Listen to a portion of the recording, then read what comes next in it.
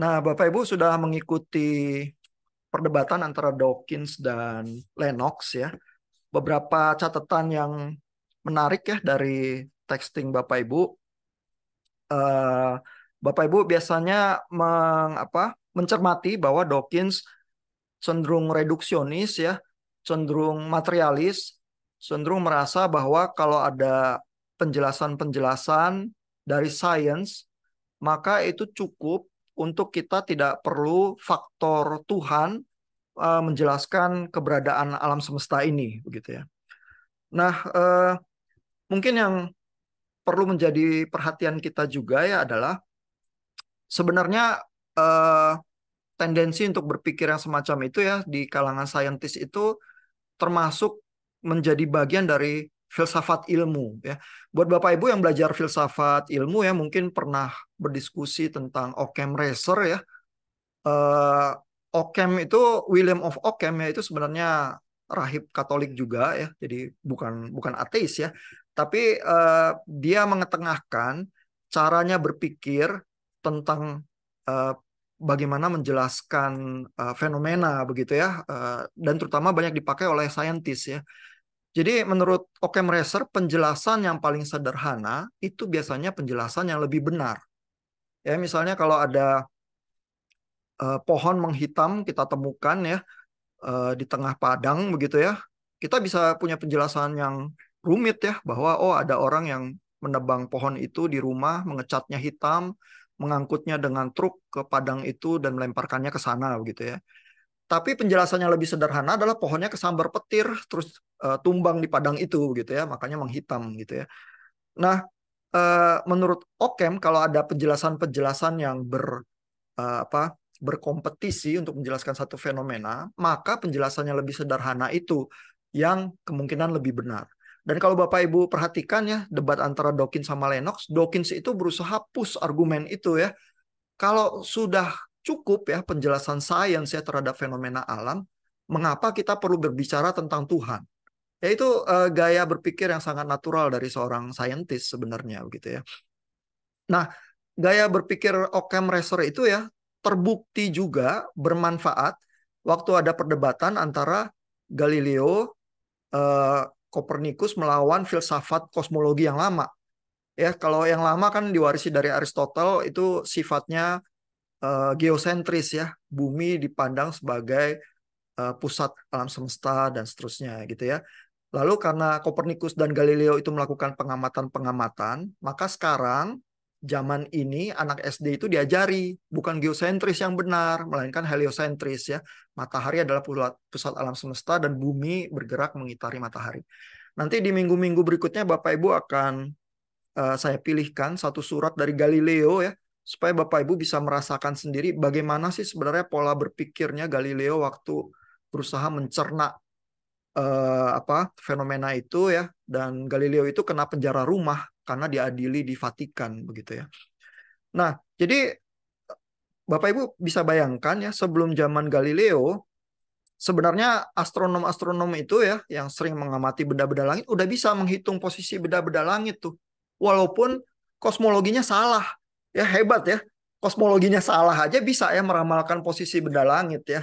Nah, tapi cara mereka ya, mereka tuh punya perhitungan-perhitungan yang lebih rumit. Jadi benda langit itu mengorbitnya nggak teratur ya, melainkan seperti punya gerakan tertentu ke arah tertentu, terus berbalik ya, epicycles gitu ya. Jadi ada anomali-anomalinya. Dan dengan mencermati perbalikan gerakan di langit itu ya, dengan berusaha menteorikan anomali-anomali itu ya, epicycles itu mereka berhasil menghitung. Tapi itu cara menghitung yang lebih rumit ya. Nah, ketika Kopernikus menulis bukunya, Kopernikus itu mengklaim dia nggak berani mengklaim heliosentris karena takut ya. Mungkin filsafat yang dominan adalah filsafat Aristotle saat itu, takut kena masalah ya dari gereja terutama juga ya.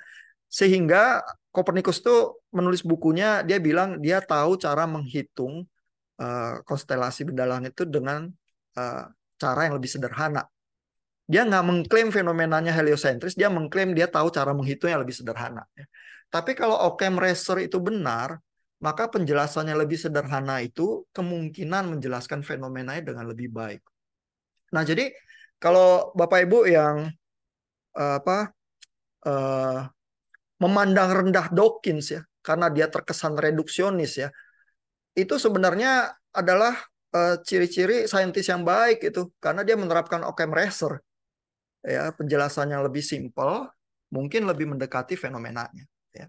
Nah, supaya Bapak Ibu nggak terlalu cepat ya ilfeel sama Dawkins ya, mungkin berusaha memahami bagaimana saintis berpikir itu juga apa hal yang menguntungkan ya, sehingga bisa ada dialog yang lebih produktif juga kalau ateisnya datang dari kalangan sains begitu ya.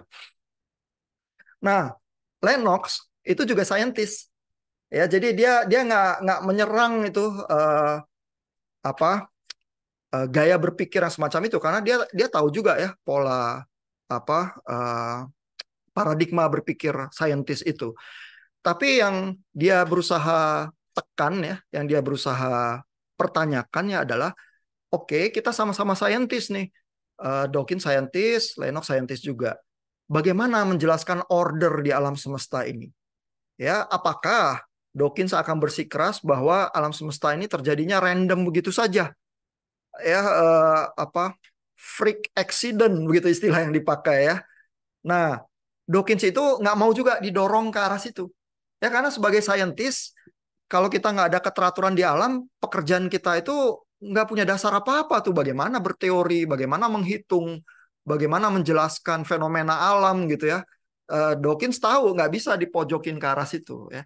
Tapi yang Dawkins berusaha jawab ya adalah, oh iya, sebelum zaman Darwin ya, orang berpikir ini semua ada penciptanya, ada desainnya ya.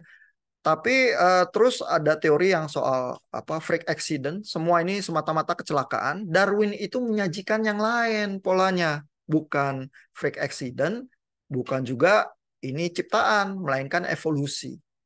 Gitu ya. Jadi Dawkins itu berusaha mendorong balik ya ke arah bahwa evolusi itu cukup sederhana sehingga kita nggak perlu Tuhan untuk menjelaskan berbagai hal ini. Gitu ya. Itu paradigma Occam Razor itu tadi lagi ya. Nah, Lennox itu eh, karena sama-sama saintis ya, Bapak Ibu perhatikan juga ya bahwa Lennox itu sangat simpatetik ya.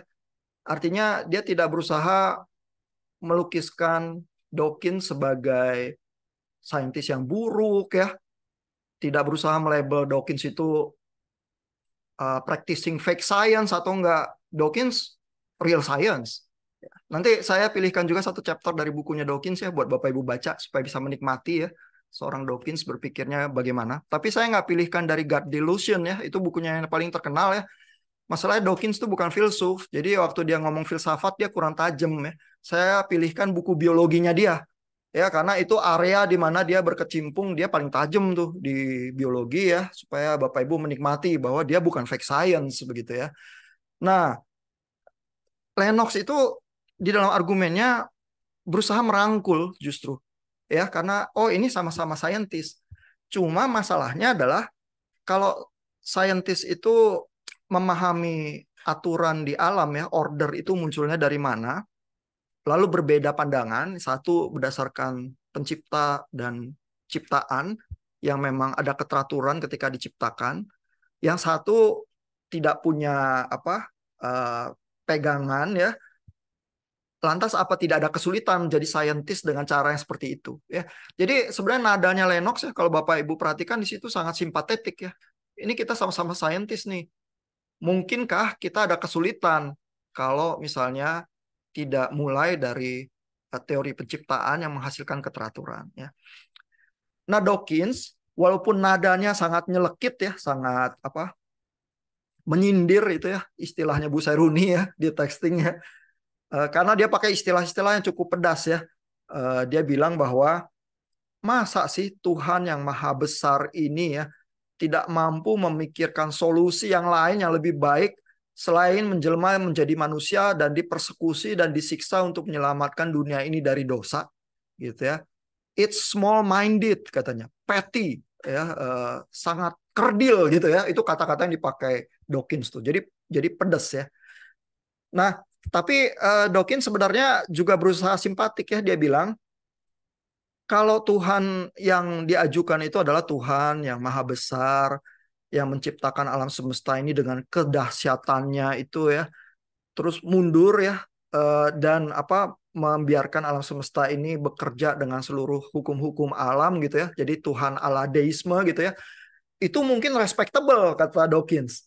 Gitu. Jadi dia tetap masih mengajukan ini ada satu versi teisme ya yang mungkin saya bisa terima loh sebenarnya gitu. Nah, tapi dia bilang Lennox ini saya paham. Dia maunya Tuhan orang Kristen, dan Tuhan orang Kristen adalah yang mengubah air jadi anggur.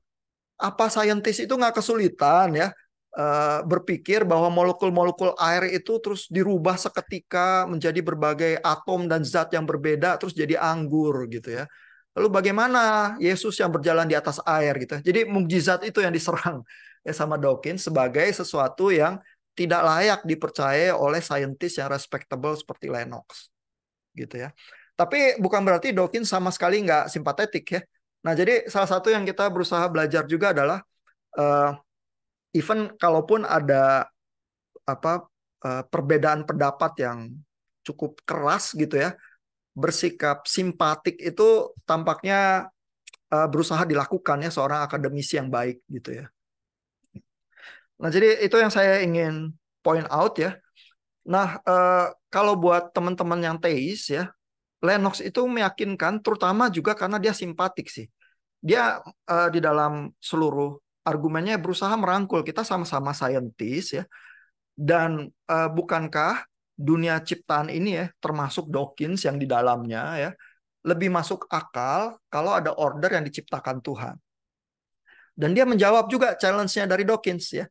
Mukjizat itu bukan sesuatu yang irasional. Mukjizat itu hanya bisa dipahami dalam kerangka ordinariness dari alam ini. Begitu ya. Kalau setiap hari orang bangkit dari kubur gitu ya. Kalau setiap hari orang lumpuh tiba-tiba kesandung batu berjalan gitu ya. Maka itu di dunia yang seperti itu ya, mukjizat itu nggak bisa dikenali ya karena simply apa, magic di mana-mana begitu aja bertebaran ya. Nah, tetapi justru karena orang tahu orang mati itu biasanya nggak bangkit ya, orang lumpuh biasanya nggak tiba-tiba lari ya, kecuali dia penipu begitu ya. Eh, maka di dunia yang ada keteraturan semacam itu, kalau tiba-tiba terjadi mukjizat kita jadi bisa kenali. Jadi mukjizat dan keteraturan itu tuh bukan saling meniadakan ya, melainkan mukjizat itu butuh ada keteraturan itu juga yang dari awal menyajikan kita satu pattern gitu. Ya, jadi argumen-argumen Lennox itu justru lebih merangkul sih. Nah, latihan semacam itu yang menurut saya penting juga ya kita coba hayati.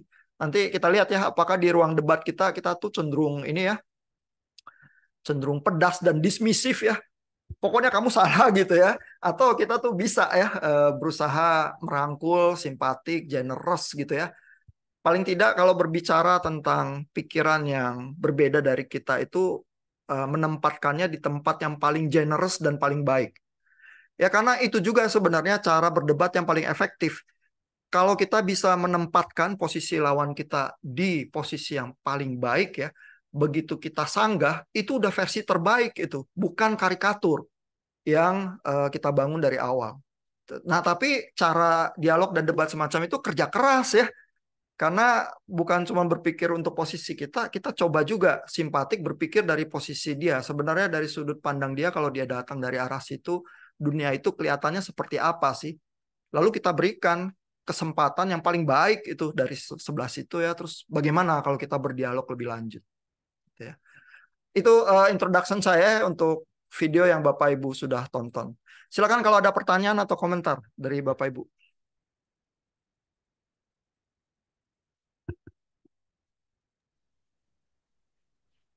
Ya, Pak Beni, silakan Pak.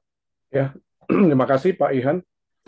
Ya, terima kasih untuk penjelasan tadi. Hanya sekarang saya cuma hanya memikirkan kalau kita melihat dari sisi teologi, seperti yang Paulus katakan di dalam 2 Korintus pasal 5 ayat 10, menyangkut every thought captive.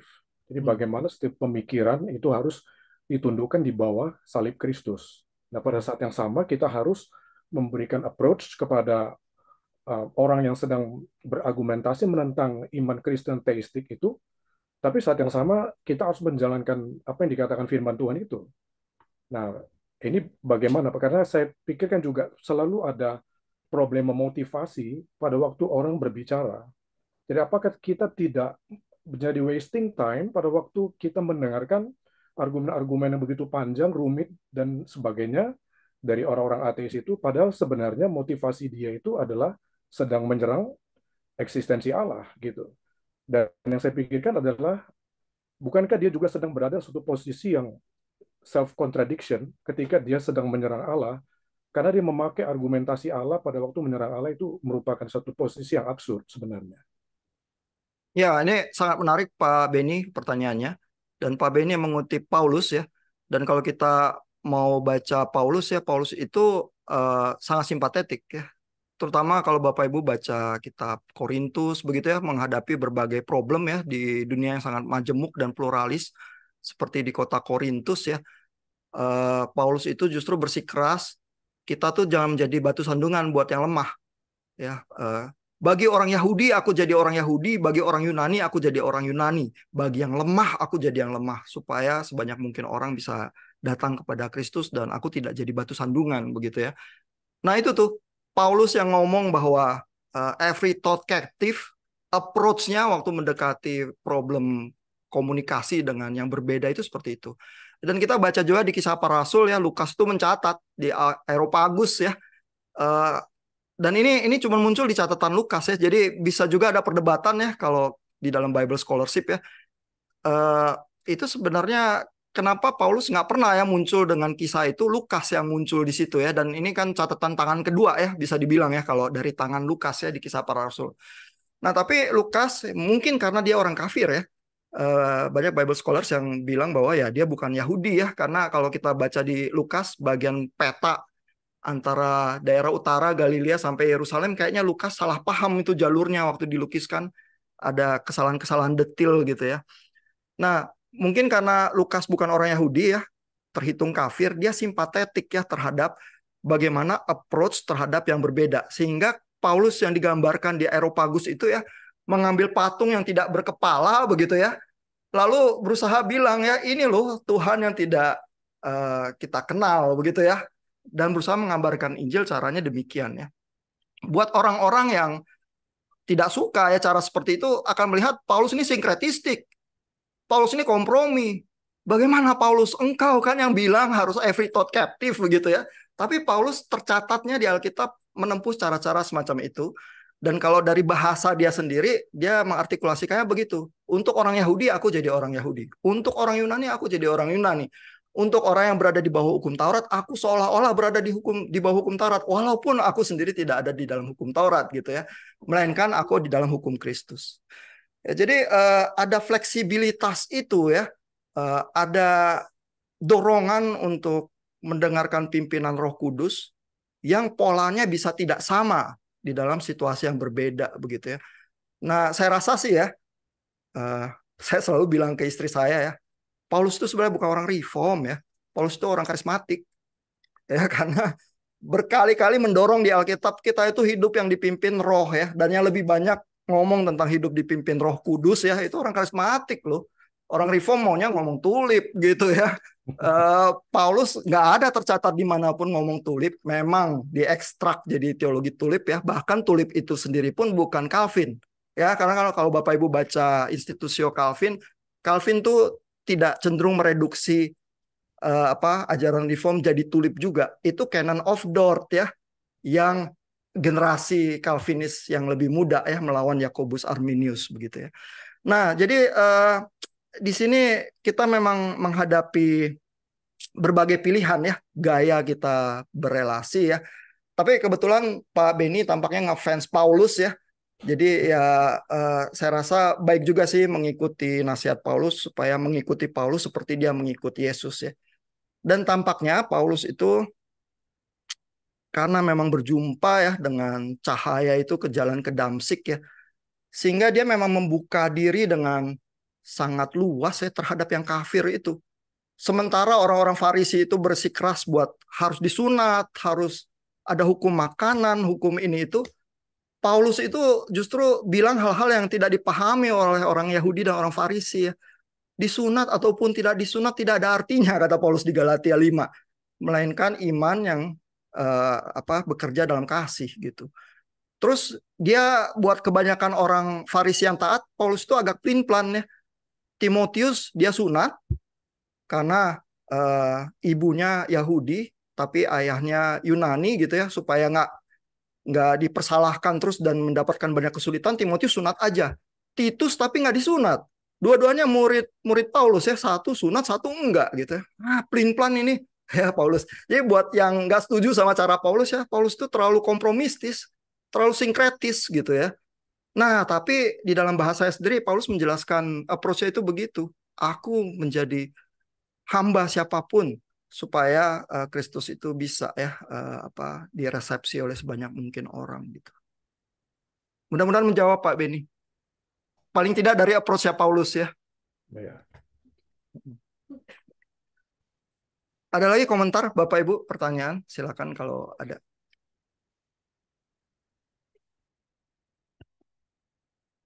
Kita coba lihat beberapa pertanyaan dari texting ya. Karena Bapak Ibu juga ada yang udah posting pertanyaan interesting sekali ya, pertanyaan-pertanyaan Bapak Ibu ya.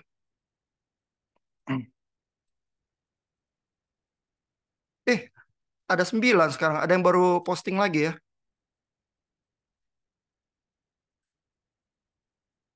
Sebentar nih saya share screen. Yang barusan posting. Nih yang panjang sekali nih punyanya Pak Wilson.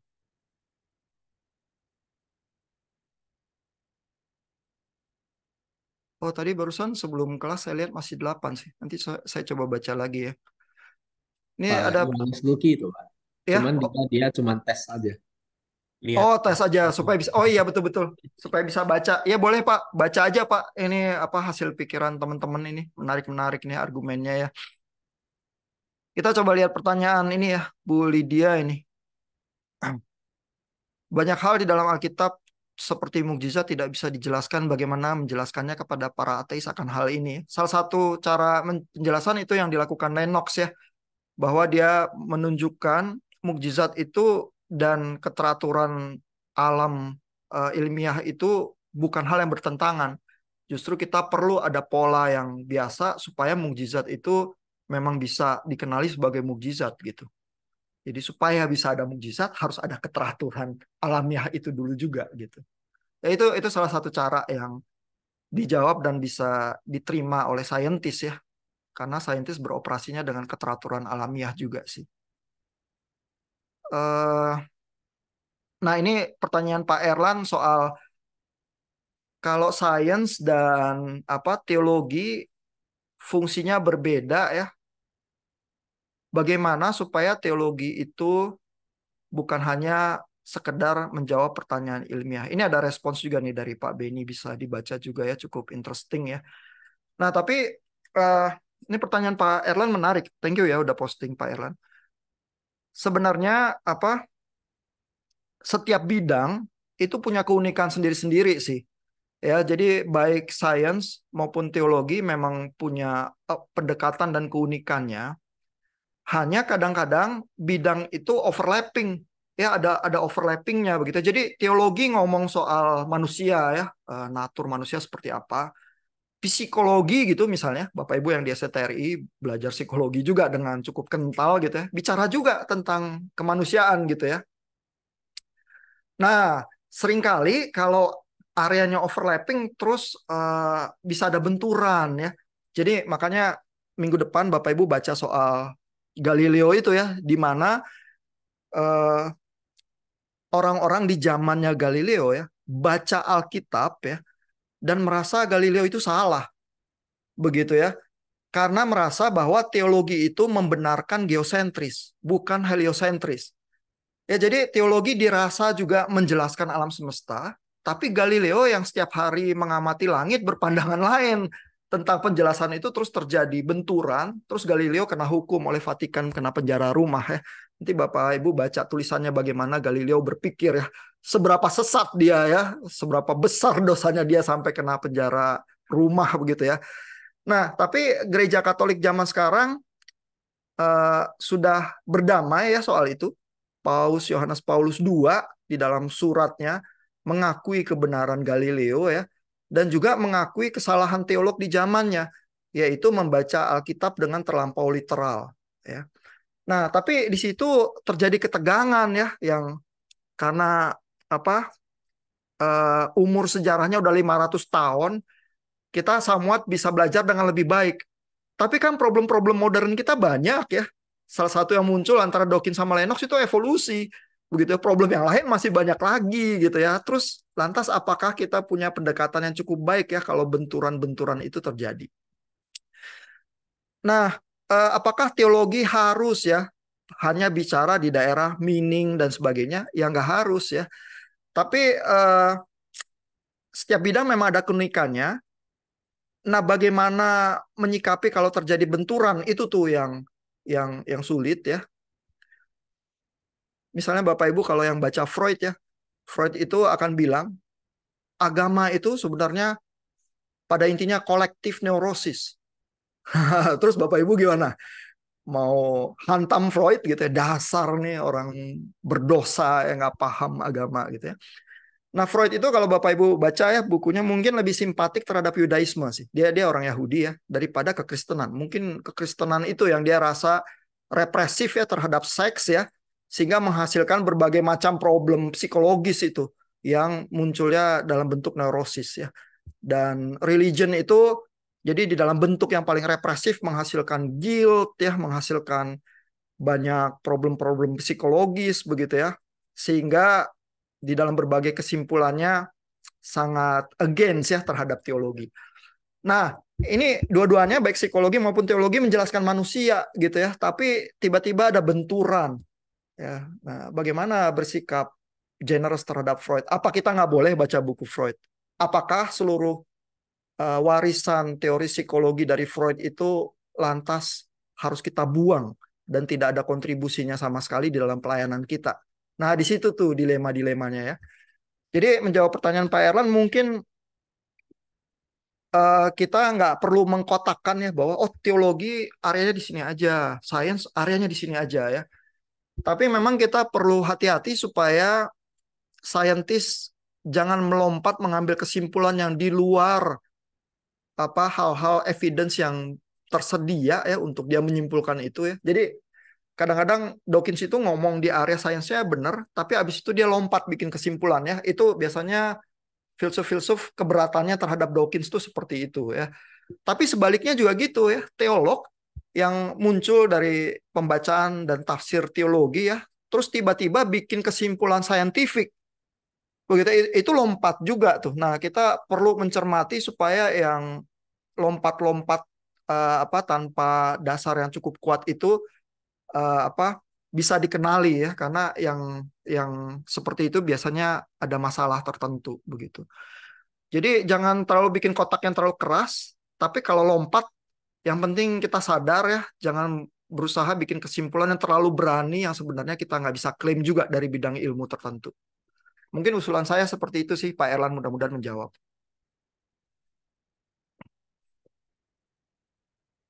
Ya, kita coba ini waktu kita hampir jam 4 ya.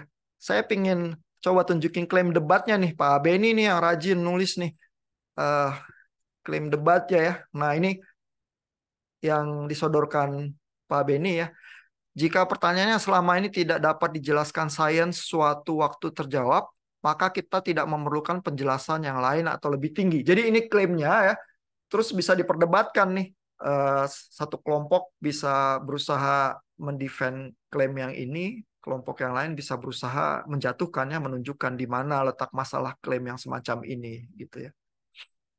Nah, ini karena muncul dari Pak Beni ya. Pak Beni, bagaimana Pak tentang klaim ini? Apa bisa dijelaskan lebih jauh, Pak?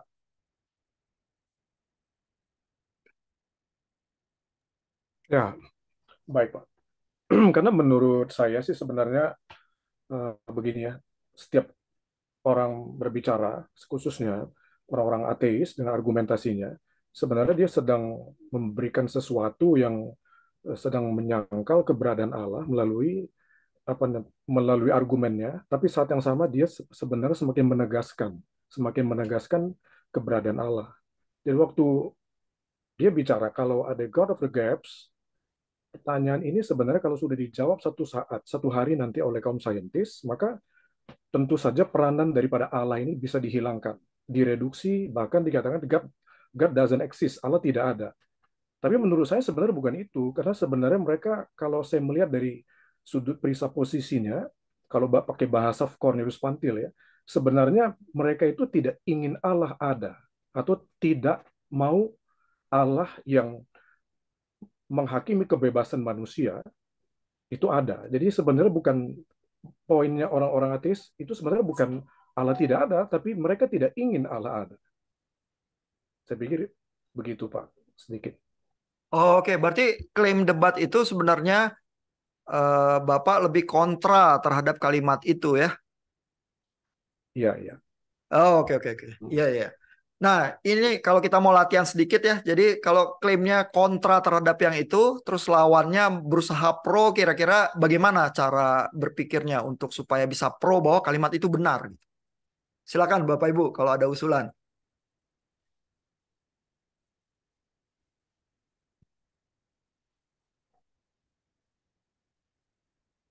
Jadi nanti kalau Bapak Ibu ngumpulin texting ya minggu depan habis baca Galileo ya, terus terinspirasi gitu ya. Eh, Pemikiran, terus analisis singkat, terus pertanyaan lebih jauh, terus klaim debat. Nah, klaim itu tuh nanti berusaha diperjuangkan nanti kalau kalau debat ya. Nah, itu tadi contohnya yang klaim yang diposting Pak Beni. Tapi sebenarnya maksud Pak Beni adalah lebih ke arah kontranya ya, lebih nggak setuju bahwa oh kalau ada penjelasan yang apa cukup maka penjelasannya lebih tinggi kita nggak butuh lagi. Sebenarnya lebih kontra Pak Beni. Nah, kalau yang mau mendefend klaim semacam itu benar, itu kira-kira alur berpikirnya gimana? Apa bisa ada usulan?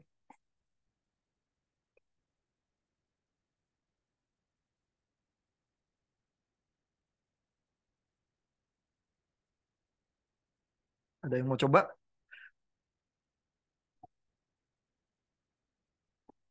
Coba-coba aja, nggak mesti benar, nggak mesti salah. Kita coba nilai seberapa meyakinkan gitu kalau harus lawan kelompok Pak Beni.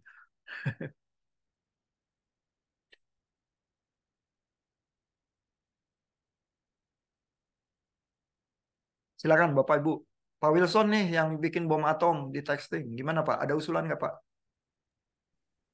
Saya mungkin saya nggak punya, sepertinya nggak punya kalimat yang baik sih Pak. Saya cuman kalau misalnya mau menggunakan asumsinya Dawkins, dia kan lebih menekankan kepada kompleksitas Tuhan yang nggak bisa dijelaskan. Jadi lebih baik ya selama kita bisa menggunakan tools science untuk menjelaskan segala sesuatu, kita udah gak perlu Tuhan. Karena jadinya itu jadi sesuatu yang sangat irasional, tidak bisa kita buktikan seperti itu, karena kompleks sekali. Yang kita butuhkan itu adalah apa yang bisa dijelaskan, apa yang make sense, dan itu yang jauh lebih berguna untuk kehidupan kita. Oke, berarti move Dawkins itu yang berusaha dimainkan ya, tinggal diartikulasikannya seberapa meyakinkannya. Mungkin nggak usah nyinyir ke Dawkins, jangan-jangan kalau biasa-biasa aja terus nanti jadi menang gitu ya. Oke, oke. Ya itu usulan yang baik ya. Karena pada kenyataannya di dalam kehidupan kita kan kita juga nggak mengharapkan mukjizat setiap hari terjadi atau gimana begitu ya. Maksudnya kita nggak rely bahwa satu hari satu mukjizat atau apa kan nggak ya, mukjizat itu memang diberikan Tuhan ya pada pada saatnya ya. Jadi kita secara sehari-hari juga nggak beroperasi dengan magical thinking yang semacam itu ya, sehingga bukankah lebih rasional kalau dengan penjelasan-penjelasan yang empiris yang memang bisa ada sehari-hari, dan bahwa kalaupun Tuhan ada, Tuhan menuntun juga lewat cara itu sehingga kita tidak butuh explanation yang lebih tinggi ya, itu bisa di-push argumennya gitu. Nah, jadi kira-kira ruang debat kita seperti itu tuh. Ya nanti Bapak Ibu ada yang harus terpaksa defense mungkin pikiran-pikiran yang bukan dari apa secara natural posisinya gitu ya. Tapi karena kelompok lawan klaimnya seperti itu, terus kita latihan berpikir gitu ya. Dan di kelas kita berusaha latihan berpikir itu sih. Oke, jadi kira-kira seperti itu tuh perjalanan kita ya satu semester ini. Nanti materinya untuk minggu depan saya akan posting lagi di G-Class ya. Eh, dari sisi tugas dan materi, apakah masih ada komentar atau pertanyaan? Komentar apa aja boleh.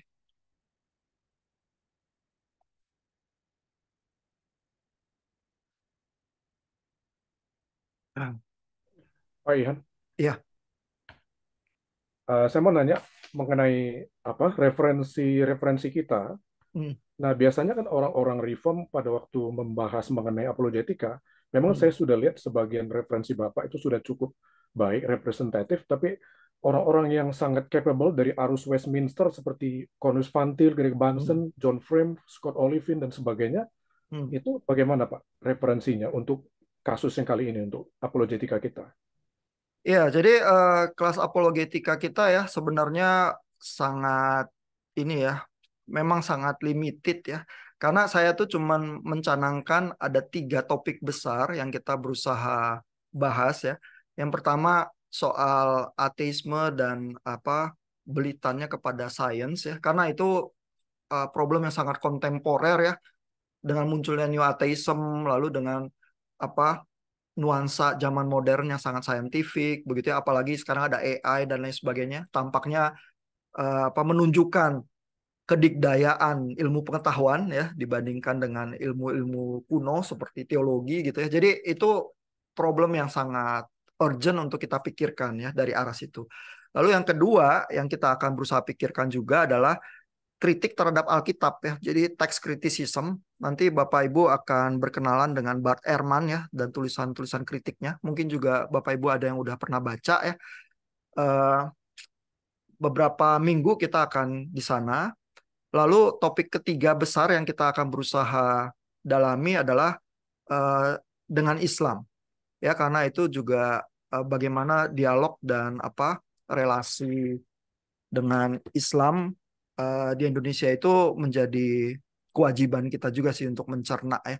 Jadi saya tuh membatasi diri hanya dengan 3 topik itu, dan saya pilih memang bacaan-bacaan yang bisa berusaha memberikan pandangan di 3 topik itu.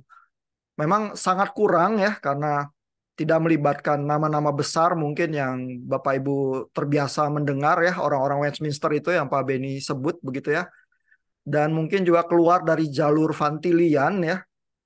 Eh, nanti kita bicarakan kapan-kapan ya kenapa apa keuntungan dan kelemahannya approach Vantil itu sama seperti banyak approach yang lain, ada keuntungan ada kelemahannya, sama seperti Paulus walaupun menjadi idola kita ada juga orang-orang yang gak suka sama dia ya, buktinya dia sampai kesulitan nulis surat berkali-kali sampai mau nangis kali ya, dicecar oleh orang-orang yang gak setuju sama dia juga begitu ya.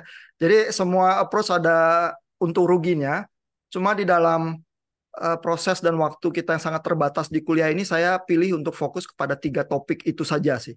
Tapi Bapak Ibu bebas ya kalau nulis texting seperti Pak Beni ngutip Vantil ya. Eh, teman-teman yang lain punya sumber-sumber yang lain mau diposting untuk jadi pemikiran kita, silakan ya. Di dalam perdebatan kita juga bebas ya. Hanya saya memberikan bahan supaya ada material dasar lah supaya kita nggak kosongan baca sesuatu terus kita bisa bicara dari sana. Ada Profesor Kelly James Clark, saya pilihkan satu chapter juga. Dia mengajar di Calvin College tadinya, sekarang Calvin University ya. Ada bukunya Peter Enns. Peter Enns dulu ngajar di Westminster, tapi dikeluarkan oleh Westminster karena dianggap melanggar ya. Jadi bisa dibilang musuhnya Westminster ya. Nah, kita nanti Bapak Ibu bisa menikmati ya dan mungkin setuju atau nggak setuju sama Peter Enns. Jadi ada beberapa tokoh lah yang juga ada sentuhannya dengan lingkungan Calvin College atau Westminster ya. Tapi memang nggak banyak dan nggak sebanyak yang mungkin kita inginkan gitu ya. Jadi itu memang limitasi di kuliah kita sih. Ya mudah-mudahan menjawab Pak Beni. Ya, makasih Pak. Silakan Bapak Ibu lagi kalau ada komentar atau pertanyaan sebelum kita berpisah.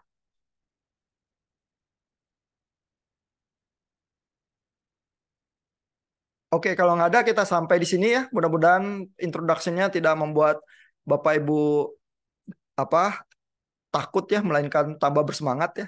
Karena ini kuliahnya nilainya gampang kok, nggak sulit ya, tinggal dikerjain terus. Mudah-mudahan harapan saya juga Bapak Ibu bisa menikmati perjalanan ini ya sebagai tempat untuk mencerna dan apa memahami dan menggeluti ya, dan latihan dengan teman-teman yang bersahabat di kelas kita juga gitu ya.